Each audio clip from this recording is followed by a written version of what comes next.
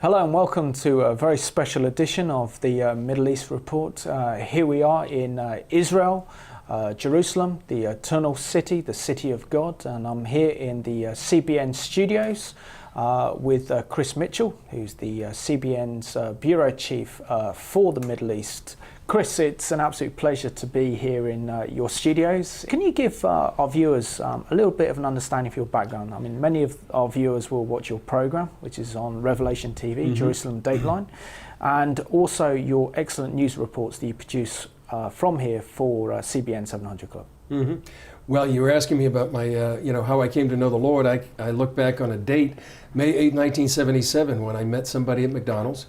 And we talked a lot about what it meant to be born again and how to invite Jesus into your heart. I was raised Roman Catholic, and I had a wonderful biblical foundation, but I really didn't have a personal relationship with Jesus Christ. And that was the day I looked back on and realized from McDonald's, and I was living on Capitol Hill. For those that live in Washington, D.C., I lived on D Street, and from the time I left McDonald's to the time I got to D Street, I was born again. I was a different person.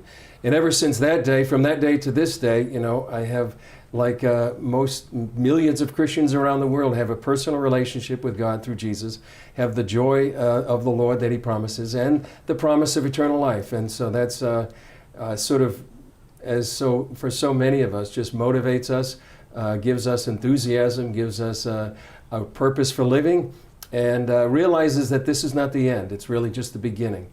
And we can see in many ways what's happening here in the Middle East as a prelude to what we expect is a coming kingdom. Absolutely, we're definitely looking forward to that day. Yeah. Chris, can you really say, when did the Lord really place a real love for Israel and the Jewish people on your heart, and how did you become involved in media to the extent today that you're the Bureau Chief for CBN here in Jerusalem? Well, my first experience with Israel and the Jewish people in a very profound sense was in 1996, and I came here with a colleague, John Wagi, on a 2-week assignment to do stories for what was going to be a series of programs on Israel for the 700 Club. I fell in love with Israel, and I fell in love with Jerusalem. At the time, I felt like the Lord was like a proud landowner. And as I went through the country, whether it was the Galilee or the Jordan Valley or here in Jerusalem, I felt like He was showing me His land. They talk about this land being the Jewish people's. Well, truly, it's really His land. He talks about that in the Old Testament. It's His land, and it shouldn't be sold. I think that's the scripture verse. So that's the sense that I had. And my one regret at the time was that my wife and children were not here to enjoy that experience, because I know you can take videos, you can take pictures, you can tell stories, but unless somebody comes here, they really don't get the full impact of what Israel is like. Not knowing that several years later, in 2000, my wife and 3 children would come here to Israel, and we came here to live in August of 2000. Fantastic. And what are some of the challenges that you and your family have faced whilst being here in Israel, but also some of the challenges you have actually faced living and working in Jerusalem and being a journalist here? Yeah. Well, I think for our family, the biggest challenges we had was that in 5 weeks after we arrived, we came in the middle of August, and 5 weeks after we arrived, the so-called Second Intifada began. That was in the end of September. So for our daily life, our experiences for several years after that was suicide bombings, bus bombings, terror attacks, and that was a huge challenge to us personally and as a family. Several incidents were very close to us. I can remember a phone call I got from my daughter telling me that there was a bus bombing about 2 blocks from our school. She heard the explosion. What she heard after the explosion was silence, and then she heard metal falling, and then she heard people screaming. And that was just one of several experiences that we all had close calls. The last one was in February of 2004. I was at home and actually heard a loud noise, thinking it was, not knowing it was a bomb, and that was just about 3 blocks away from our home. A bus bomb, a suicide bomber went on a bus and blew himself up. So I think it was a lot of combination of impersonal danger that we had to go through. But through it all, I guess I could say that the testimony of Psalm 91, that he that dwells in the secret place of the Most High shall abide in the shadow of the Almighty. And that was our testimony, that God protected us and shielded us. And so it was not true for many people during that time. Many people died, many people wounded. We can just say it was God's mercy that got us through that time, not only physically, but emotionally and spiritually. I mean, I also remember being here in 2001. Yeah. I spent a couple of months here, and it's so different today. Right. Just walking down in downtown Jerusalem today, around Ben Yehuda Street and King George Street, it's full of people. That's right. But I remember back in 2001, you'd see 3 or 4 people. There was a fear, a climate of fear that presided over this city. Right. Very few people would go into the shops. And it was almost like a ghost town. So it's quite amazing to see now that life has come back to Jerusalem. There are so many tourists, and that same fear is not there. I mean, No. my wife and I were on the Jerusalem Light Railway today. Now, 10 years ago, 11 years ago, that would be unimaginable today. That's right. That's right. Yeah, I would agree. It's a whole different atmosphere right now. And to your other question, you know, what is the challenges as a journalist? And one of the things I would say is that there's such an intensity here in Israel. It's somebody described reporting news from here as like trying to get a drink out of a fire hydrant. There's just an onslaught of news that happens, and it's not just local news, but news that really goes around the world. And I think one of the main challenges is trying to discern what stories to do, how to use your limited time and resources to report on what's happening and what people need to know. And I'm sure you face the same challenges. What people need to know about what's happening here in Israel and the Middle East. Certainly, but if we take there is a huge amount of international interest and attention on Jerusalem, upon Israel. I mean, for example, we've got a civil war breaking out in Syria, which is only a few hundred miles from here, Right. and in which over 70,000 ordinary Syrians have been caught up and killed in that conflict, according to UN reports. And yet the world turns a blind eye. That's right. Yet when Israel's involved in a conflict defending our own citizens from rockets and missile attack from Gaza and places like Sderot in southern Israel, and Israel responds against a terrorist entity known as Hamas, the eyes of the world are upon Israel. Why do you feel or sense as a journalist reporting here that the world is so obsessed about what happens here, so obsessed about the Jewish people? I think in one way, I think the Lord said he would set up an ensign here. And so for good or bad, I think that the eyes of the world are on this place, on Jerusalem and Israel. And I think so some of that function, I think, is perhaps the Lord himself putting the spotlight on Israel. In terms of the coverage, I think sometimes there's a double standard of what happens. To give you an example, Israel had gone through, as we had talked about, this onslaught of bus bombings and suicide attacks and terror attacks for several years. And yet the world, in many parts of my country, the U.S., was always asking Israel to sort of restrain itself. When 9/11 happened, that tragedy, when nearly 3,000 people were killed in that terror attack, the United States invaded 2 countries. They invaded Afghanistan and Iraq. And, you can justify that based on what happened. But often when Israel sort of responds to the terror attacks that they face, whether it's Hezbollah on its northern border, Hamas on its southern border, or maybe Fatah terrorists here within the West Bank, then Israel seems to have a double standard, and people want restraint. They think Israel uses inordinate force or disproportionate force. So I think there's a double standard towards Israel in many ways. And can you recall some of your favourite stories you've done? Because I know I interviewed you. You did a fantastic story about the Garden Tomb and how the local Muslim authority here wanted to build a wall overlooking the entire Garden Tomb, which I thought was very important and something that the Christian world should know about, considering it's such a sacred and holy site. But what are some of the other stories that you've really enjoyed working on? One of the things I've enjoyed is sort of times, not necessarily a specific story. I do have a few, but I'll give you an example of 2006 in the Second Lebanon War up on the northern border when Hezbollah and Israel were fighting for 34 days, one of the longest, if not the longest, war in Israel's modern history. And you have the sense of being on the front lines of Israel's history.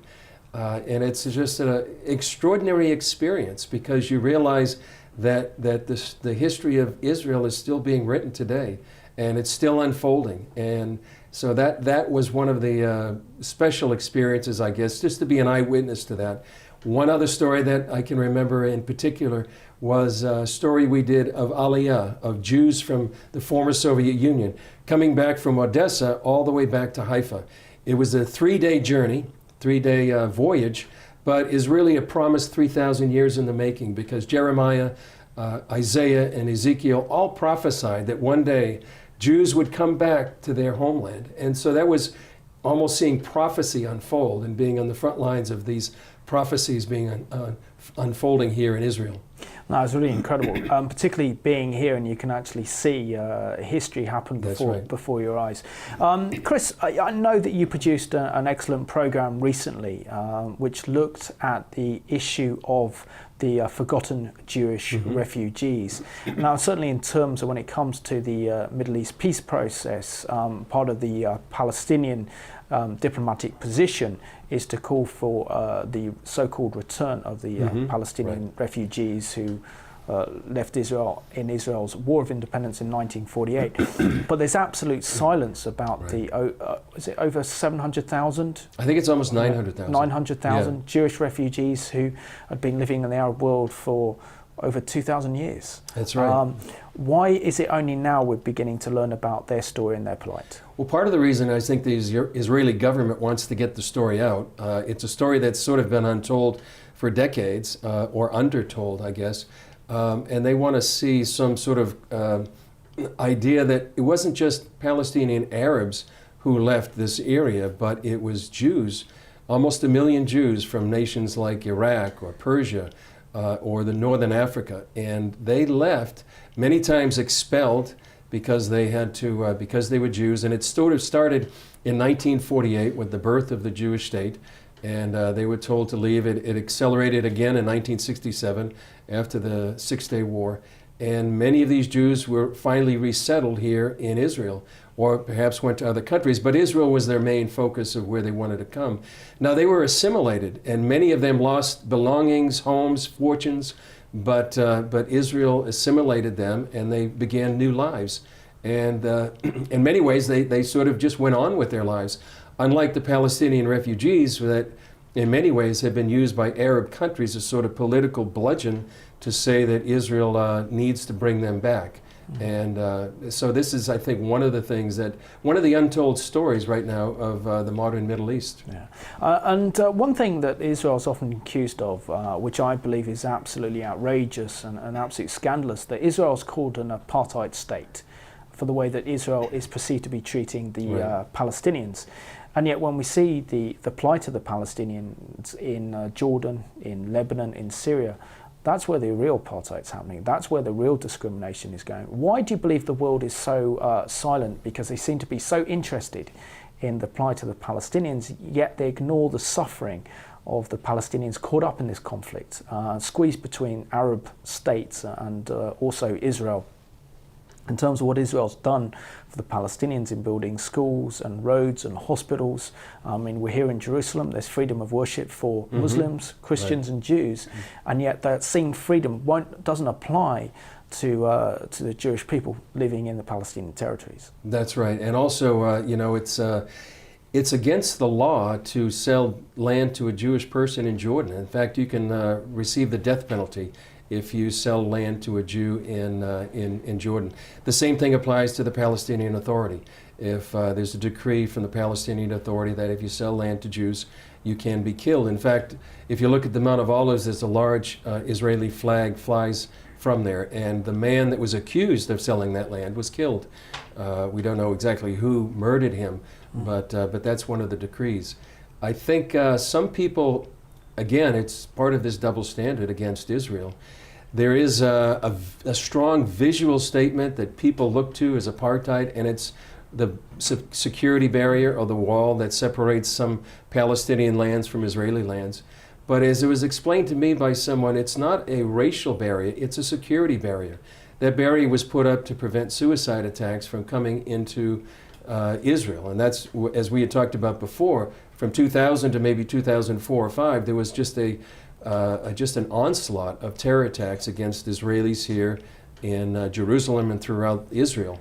And so the barrier was put up to prevent those attacks. If you talk to people that lived in South Africa, the true apartheid state, many years ago, they say there's really no comparison between what South Africa did to the black people and what Israelis are doing to the Palestinians. Now, the barrier is very inconvenient. It separates people. There's a lack of freedom of movement, but it's a security issue, not necessarily a racial issue. And yeah, we've got a clip to go to now. It's an excellent news clip produced by Chris Mitchell and CBN that looks at the forgotten Jewish refugees in Arab lands. For thousands of years, Jewish communities thrived throughout the Middle East. But all that changed in 1948 when Muslim nations reacted violently to Israel's birth. Jews of Middle Eastern and North African descent, almost 900,000 of these Jews were exiled forcibly from their homes throughout the Middle East and North Africa when the State of Israel was founded. After the 1967 Six-Day War, another wave of persecution hit and forced most of the remaining Jews to leave 11 Middle Eastern and North African countries. Linda Munichen became one of those refugees. Nobody would want anything with the Jews, especially with the incitement going on the radio, in the mosques. So we were labeled like the fifth column. Also, more constraints were put, like you couldn't take out from your own account from the bank more than 100 dinars a month. In 1970, Munichen and her brother left Baghdad for Israel, keeping their flight secret from their father, a prominent lawyer.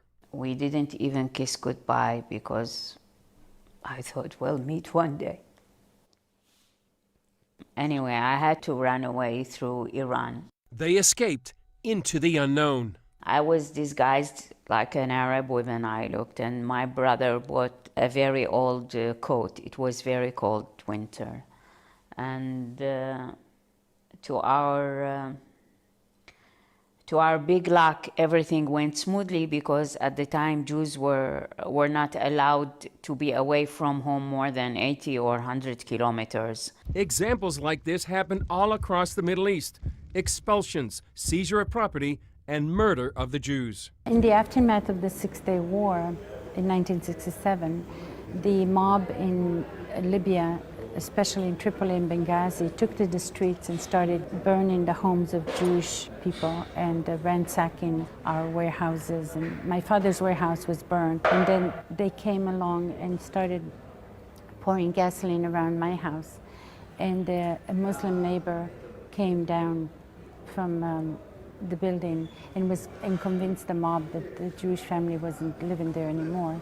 And of course, he saved our lives. American Gina Waldman started Jamina, Jews indigenous to the Middle East and North Africa. And I always felt that there was a sense of injustice, that even though we really made a good life for ourselves in whichever country hosted us, nonetheless, we were never recognized for the wrongs that were done to us.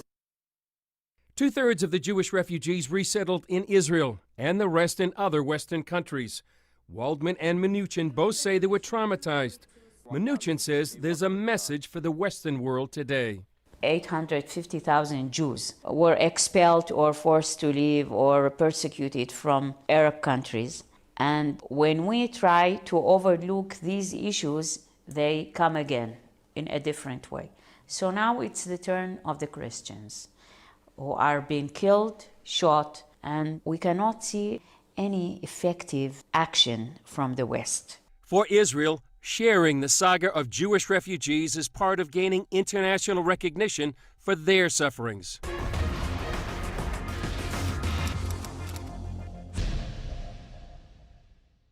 Chris, I've got to talk to you really about the US-Israel relations, and it was only a couple of weeks ago that we had President Obama visited Israel for the first time. What was the response of ordinary Israelis to the President's first visit during his second term in office? I think ordinary Israelis, many of them, I think, really enjoyed seeing President Obama. Some people called it a charm offensive, and I think in many ways he did charm the Israeli people. If you look at polls before his visit and polls after his visit, his approval rating went up substantially. And so I think many Israelis enjoyed him being here, the things that he did, visiting Yad Vashem, and his speech to many university students here in Jerusalem. So I think many loved the fact that he came here in the first place, and many of the things that he said to Israelis and about the Jewish state. Others, I would have to add, were very skeptical, and they thought the charm offensive was brought a subtle danger to Israel when he said to those university students, pressure your politicians to take risks for peace. And I think in many ways the Israeli people are a bit jaded about taking risks for peace. They did that in 2005 when they withdrew from Gaza and they got rockets from Hamas and Islamic Jihad and other terror groups. They withdrew in 2000 from southern Lebanon and they got Hezbollah right on its border. So I think there's a wariness of many of the Israeli people about any more risks that they have to take for peace. Yeah. And John Kerry, your Secretary of State, is here this week. I know that he's met with President Abbas, and then he's having meetings with probably the Israeli Prime Minister Netanyahu about wanting to renew the Middle East peace process.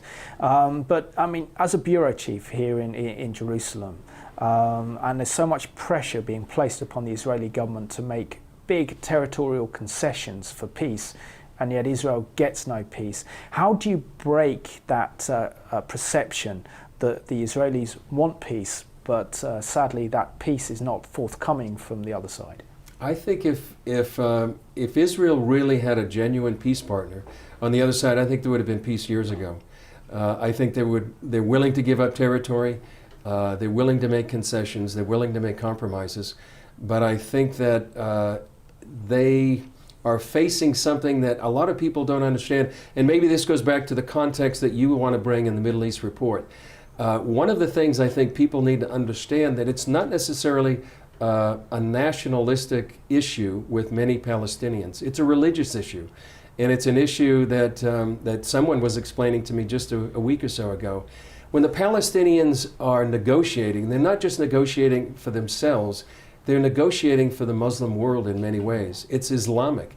They have, and many people feel like they have an Islamic responsibility not to give up land that had once been controlled by Islam. And this land had been controlled by the Ottoman Empire for several centuries, before 1917 when the British took it over, and now 1948 when the Israelis control and had sovereignty over this land. But there's a spiritual and a religious component to this issue. So when somebody like John Kerry comes here and he wants to start the peace process again, and he says he wants to have confidence-building measures and incentives for both sides, I think there's a deeper issue that he's trying to scale this diplomatic wall that's too high for him because of these underlying currents that people may not understand. If I look back at President Obama's first term in office, now one, I think, mistake that he's made, which is probably why so many Israelis are so skeptical about wanting to re-engage with the peace process, is the fact he's made East Jerusalem an issue. Before, the settlers in Judea and Samaria, also known as the West Bank, were the people that were the obstacle to peace.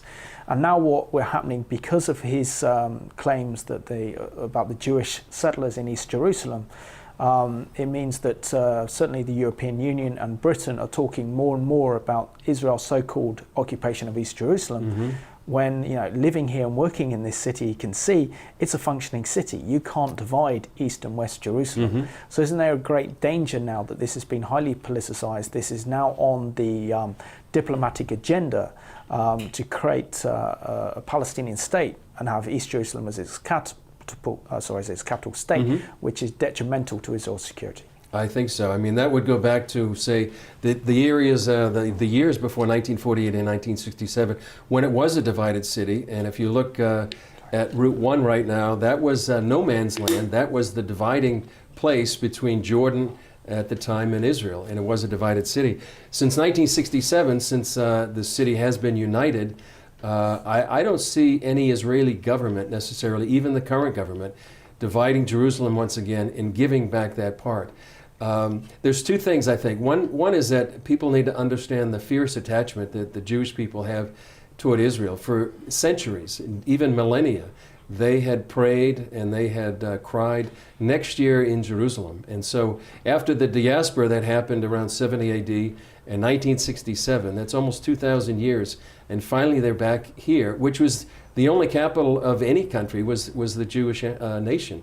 And so I think the attachment to them is fierce. So any talk of politically dividing Jerusalem right now, I think, is a sort of a non-starter for Israel.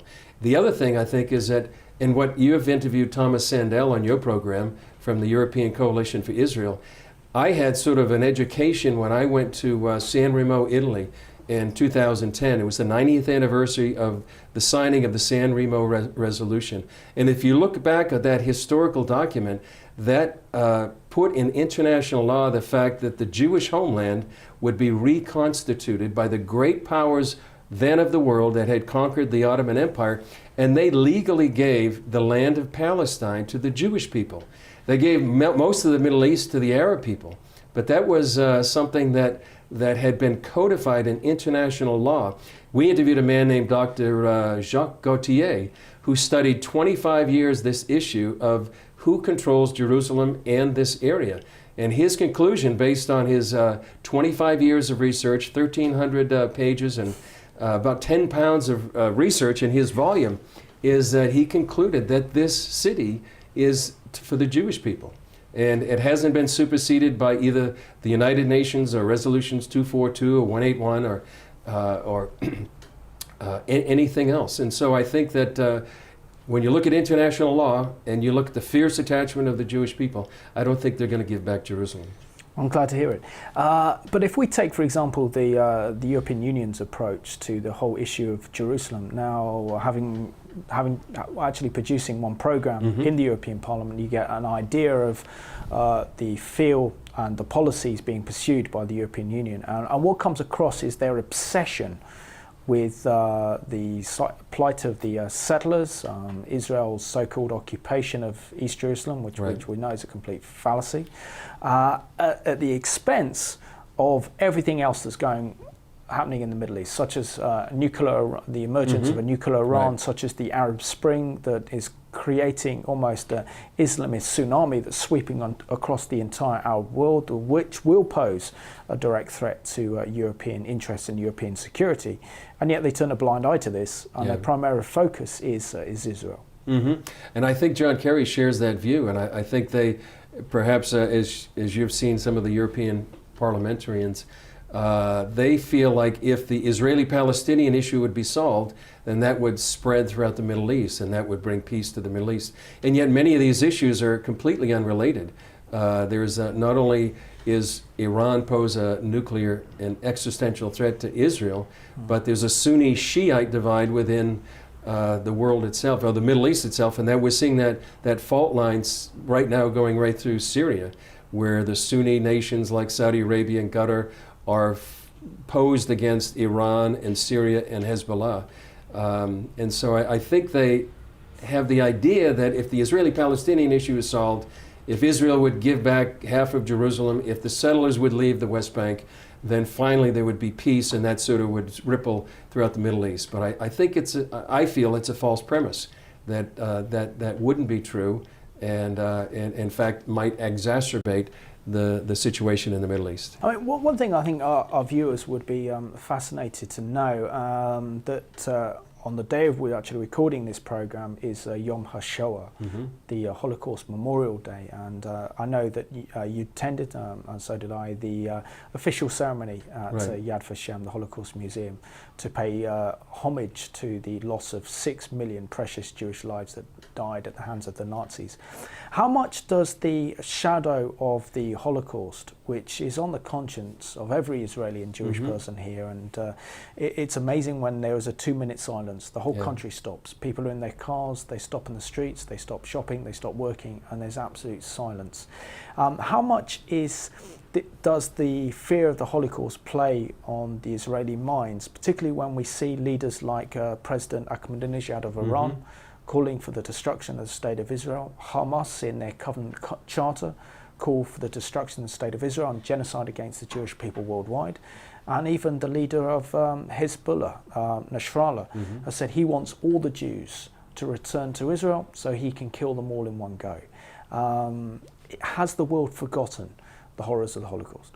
In some ways they have, I think, but I think Israel and the Jewish people, they want to keep reminding themselves of how horrible it was. It's hard to find an Israeli, I think, that hasn't been affected by the Holocaust in some way, and I think it's sort of seared into the psyche of the Jewish people of what happened then.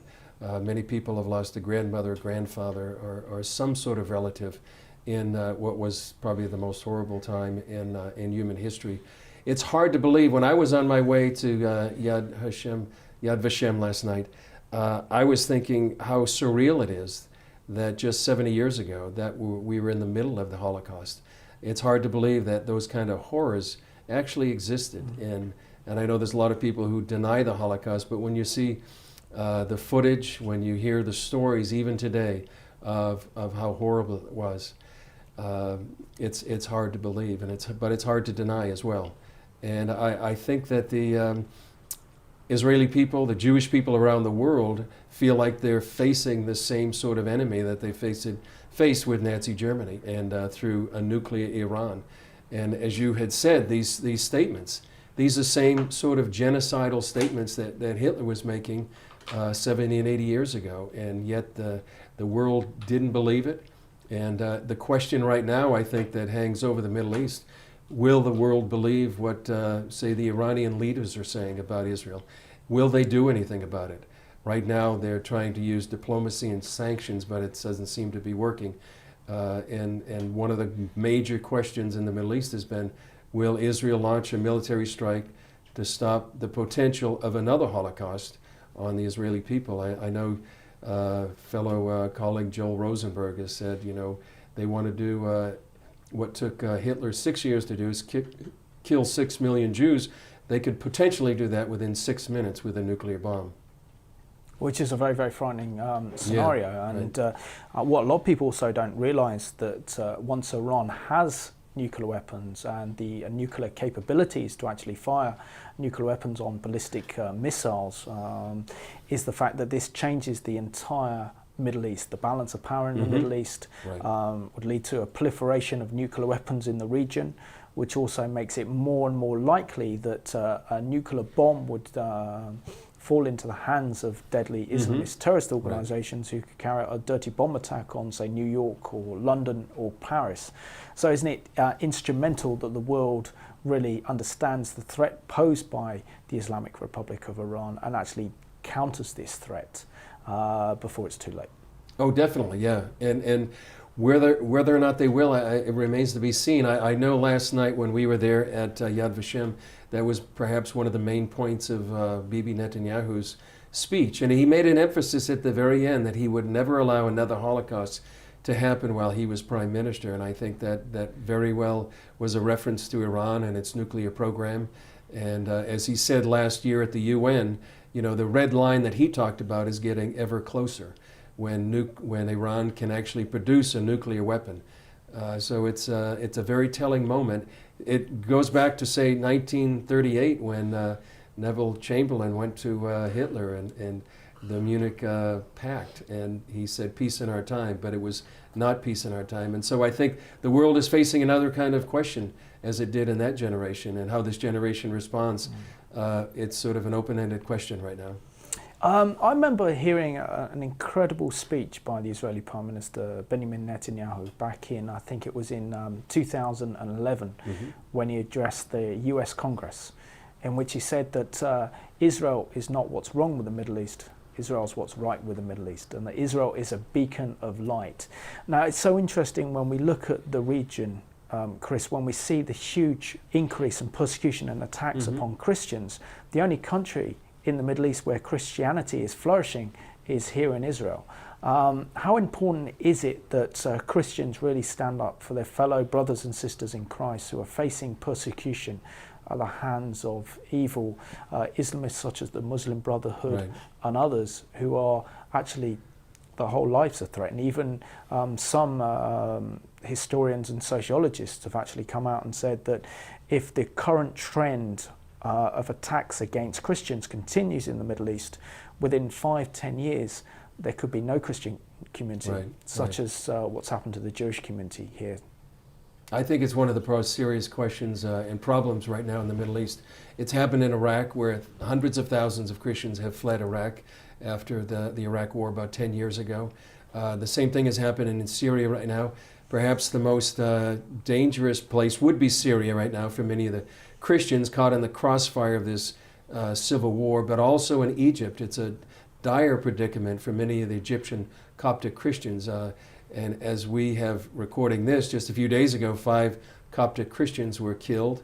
And then in the funeral, another Coptic Christian was killed as they were mourning the death of their loved ones.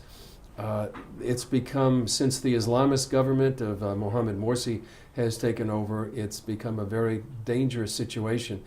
And I think the need for the Christian presence in the West is to raise a voice and to use what leverage they have to help protect the Christians here in the Middle East.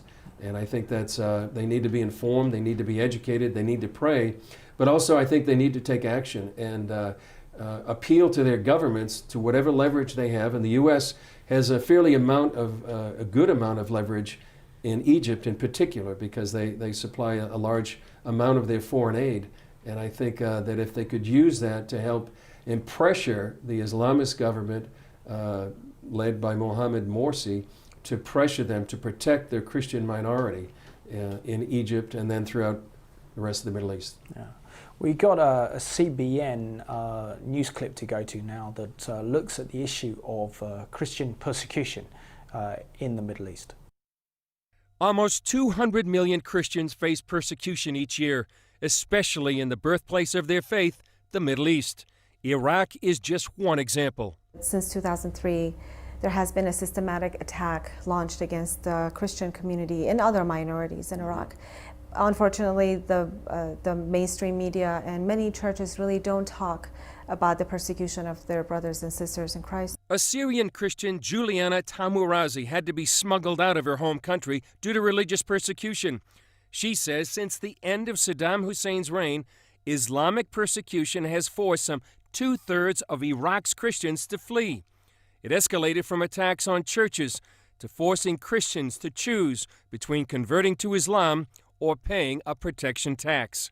And the next step for the Islamist extremists were to go in and attack families, kill children, kidnap women, impregnating them, torturing men, beheading them. Then they started attacking clergy members. It's kind of amazing to me to see that what's happening to the Christians by Islamic forces. Christian worshipers are in a church and they get attacked and it gets burned, and I mean things like that. Raymond Ibrahim was born in the U.S. to Egyptian Coptic Christian parents.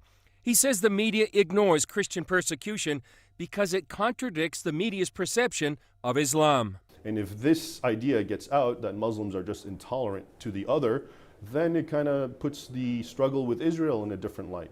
Taimorazi blames the lack of attention on an anti-Christian sentiment in the American media and throughout the world.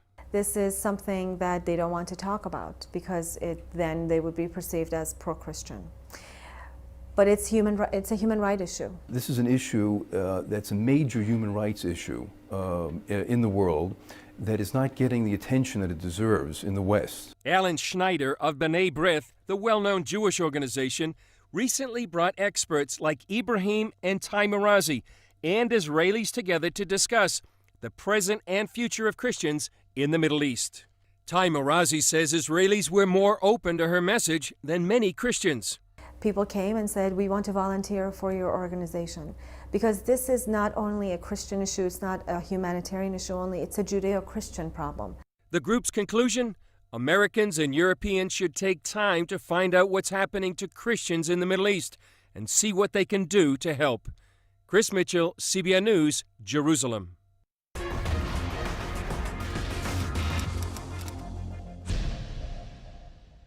Chris, the next thing I really want to discuss with you, which is very much in line with the issue of the persecuted Christians, is that really since the Arab Spring occurred in 2010, the world has been taken by surprise in terms of the fall of so many Arab governments, such as the fall of President Mubarak of Egypt and Gaddafi of Libya, and also the fall of the Tunisian Prime Minister. And now we're having Bashar al-Assad fighting a rearguard action to actually preserve his regime. Is the world truly aware of the dangers that has happened through this revolution that has empowered the groups like the Muslim Brotherhood and dangerous Salafist Islamist groups to actually take power in the Middle East? I don't think they realize the danger of it, or the extent of it, the breadth of it, actually. What began as many people called it the Arab Spring, I think has turned into an Islamic winter. And you can see the Muslim Brotherhood or groups affiliated with them gaining influence or control in many of these nations throughout Northern Africa and the Middle East. And I think that we haven't seen, I don't think, the full impact of what's going to happen. Syria right now is a nation in the balance. And I think many of the groups that are fighting the Syrian regime, and admittedly, the Syrian regime is barbaric, it's brutal, but the question is, will what takes over from the Assad regime be even worse?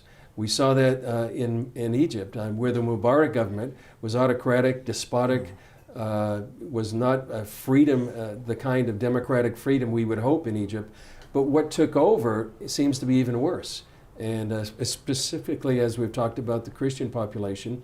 But it's also a danger to Israel, potentially, in the next several years, where the Israeli-Egyptian treaty might be in question, whether or not that will hold. Whether or not Egypt is going to be an enemy of the Jewish state in a few years with huge amount of weapons, tanks, and planes that could pose a serious military threat to Israel. And so right now in Syria, many Islamist groups have infiltrated there, and they threaten to overthrow the Islamist government, Bashar Assad's government, but they could make things even worse. There was the scent of democracy when the Arab Spring began, but right now it seems like the smell of Sharia law is going throughout the Middle East. Which certainly will change not only the balance of power in the Middle East, but it will certainly have a detrimental impact not only on Christians in the region, but also liberal Muslims, and also religious minorities who will get caught up in the fighting as well. What do you think the Western media can do to really bring the true realities of what's happening in the Arab world to a Western audience so that they know what's going on? I mean, if you take some of our major TV networks, and when they cover an issue like, for example, Egypt, you never hear anything about the ideology of the Muslim Brotherhood.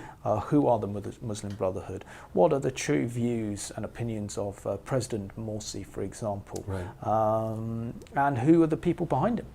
There's real silence, and surely this is one of the most important things to get an understanding of the reality that's happening in this region, so that people are better formed and better educated. And I know they can certainly do that through your programs. Well, I hope so, but I think perhaps if journalists will take into account the religious and/or spiritual aspects of a story, it's not just democracy that we're talking about. In Egypt, for example, as you said, it's an ideology that permeates what the Muslim Brotherhood is doing. Also looking at some of their comments, MEMRI, which is an excellent organization. MEMRI stands for Middle East Media Research Institute, and they monitor the Arabic press around the region. And they provide an invaluable service to what actually many of these people are thinking and feeling. Mohammed Morsi was quoted as saying that the Jews were sons of apes and pigs. And this is something he said in 2010. This is the president of Egypt. He said that we need to nurse our children on hatred of Zionists. And so this is part of the thinking that many of these leaders have. There was also a very telling quote or video clip from before Morsi was elected. And during one of his campaign rallies, one of the speakers, just before he spoke, said that the caliphate, this idea of an Islamic hegemony rulership throughout the Middle East, would be established. The capital, he said, would not be Mecca or Medina or even Cairo, but the capital would be Jerusalem. And he just exhorted the crowd that millions of martyrs would march toward Jerusalem. And so this is what's animating many of these leaders. And I think if journalists would see that, understand that, I think they'd help understand the dangers of this kind of radical Islam and perhaps report on this perspective. And one other thing, I think that we're seeing not only this change in the Middle East, but I think we're also seeing a focus on the city of Jerusalem, for good or bad, around the world, and particularly here in the Middle East. And this is why it's so important or so imperative that that the United States, the last remaining superpower, actually backs Israel and supports the Jewish people in their struggle against what is becoming a region that has turned to Islamism. And so it looks as if the chapter that the Middle East is entering into a dark chapter and a dark era. Chris, I want to get back to the Israeli elections, because it's since the elections in January, it's been about 3 months since Netanyahu won the election, and it's taken them a long time to form this government. But this is a very significant coalition government, isn't it? Primarily because there is no religious parties represented in this government. What do you think that will mean for ordinary Israelis, and what do you think that will mean for Christians living and working here in Israel? Well, I think for ordinary Israelis it means a big shift, because as you said, many of the religious parties, and the main one being Shas, is really not in the coalition government right now. Now there's a group called The Future, Yair Lapid's political party, and that really was a stunner for many people at the election night, when they won 19 seats. And a lot of people thought they would win maybe 10 or 12, but they won a significant number of seats, and they really were a major player when Bibi Netanyahu had to negotiate and form a coalition government. The other big surprise during the election was Naftali Bennett's party, the Jewish Home, and where they won, I believe, 12. And so they again became another major player in the formation of a coalition government. I think the sense for many people, there is a real divide in Israeli society that many people may not be aware of, and it's secular and religious. And it's many Israelis are secular Jews, not as observant as many of the religious people here in Jerusalem especially. And sometimes there is a division of what role the religious play in Israeli society. The religious want to study the Torah, and they want to be subsidized by the government, and they don't want to serve necessarily in the military, while other people in the Israeli society want them to serve in the military, and they don't want to have this major subsidies of the religious portion of the society. So there's a real divide between there. I think Yair Lapid appealed to that sentiment in Israeli society, and I think that reflected in the number of seats that he won. So it's a very different coalition right now than it has been for many, many years, where the religious parties are not necessarily represented. Chris, we're down to the last 6 minutes, and I'm very much enjoying seeing here in your studios here in Jerusalem, but also learning from your experience about being the Jerusalem bureau chief here for CBN. How important is it that your viewers in the United States get the real picture of what's happening, not only in Israel, but in the Middle East? And what does producing very important news stories that tell the truth about Israel's situation to an audience back in the United States, and what is its impact? Well, I think the impact, for one, is that people could pray. The Bible says to pray for the peace of Jerusalem. And so I think it can help inform people how to pray for the situation here in the Middle East. I think that it helps inform people because they can have an influence on their government. I think Thomas Sandel has told me before, and maybe he's told you as well, you know, this is really critical for nations. Nations are making decisions about eternal things. They're making decisions about the Holy Land. And it's not just any portion of land on the face of the earth right now.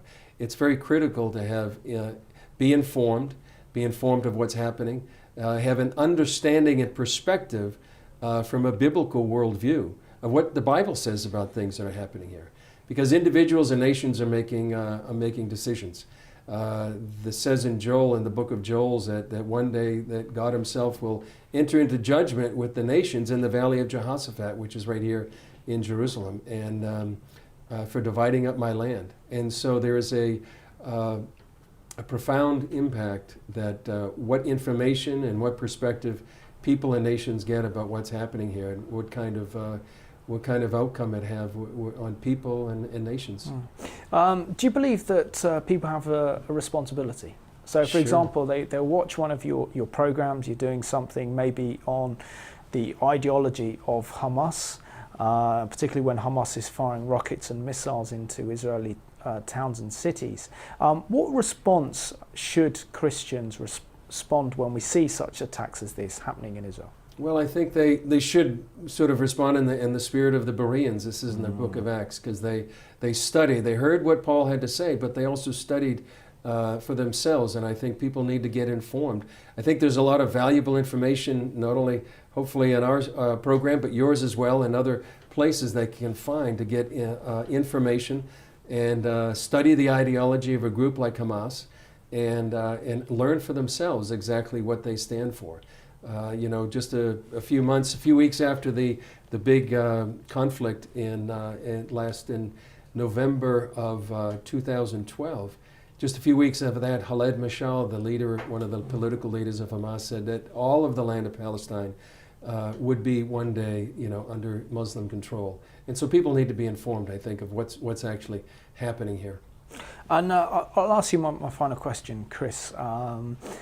What's the greatest thing about being here in Jerusalem and actually producing excellent, good quality professional news programs from here? Well, I guess the biggest thing is being here, is the privilege of being here in the city of Jerusalem and what's happening. And as I said before, sort of being on the front lines of Israel's history and not seeing just history unfold, but prophecy. I think many people say, and I would agree, that history and prophecy intersect in this city. And history's final chapter is not going to be written in New York, Paris, or even London. It's going to be written here in Jerusalem. And being an eyewitness to that, I think, is one of the biggest benefits. It's a real privilege. It's a real honor to be here.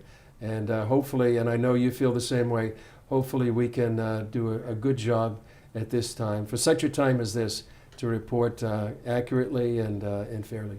I hope so. I just wondered, one thing I've noticed in the last 10 years, which I think is highly significant, and that is really the wall between Jews and Christians is really starting to break down. The Israeli government and the Jewish communities are really reaching out to the Christians as they're realizing that they're only their true friends. How important is this historical and significant development? I think it is historic, and it hasn't happened perhaps to this degree in 2,000 years, where Jews and Christians are finding common cause against the common enemy. I think they're finding that radical Islam poses a threat not only to the Jewish people in the state of Israel, but to evangelical Christians around the world. If you look at the wars and conflicts today, it's almost a fault line between Islam and the Christian world. You see that in Africa, and you see that in other places around the world. And so I think Jews are seeing evangelical Christians in particular as their friends. When the Intifada began in 2000, you said the streets were empty. Yeah. The people that did come during that time mainly were evangelical Christians. And Israelis here understood, and they took note that even in their darker days, that Christians would come and stand beside them. And I think that's happening in an unprecedented way right now.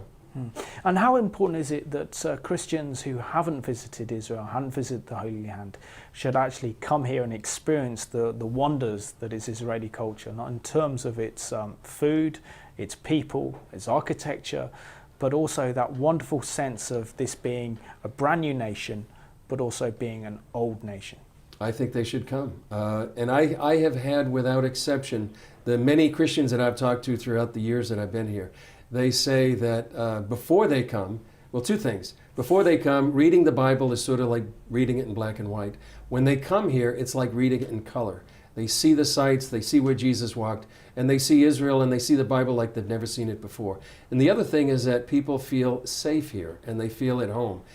Typically, family or friends will say, "Are you crazy? You're going to Israel. Why are you doing that?" And I talked to one just last night when we were at the ceremony at Yad Vashem. He feels more safe here than he does in many places in the United States. And so there's a false sense, I think, people get when they see reports before they come. But when they come, it's really, for the most part, a very safe place to come, an amazing place to be at.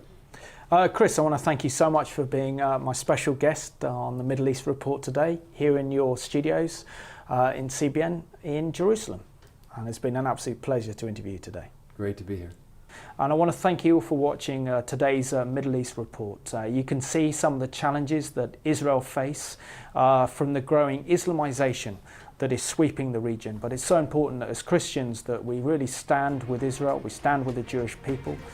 We understand the Word of God in a more clearer detail, that God has a special plan and a special purpose for the Jewish people. And so let's be on the right side of history and support Israel and the Jewish people at this very, very critical hour in world history. So thank you for watching today's program.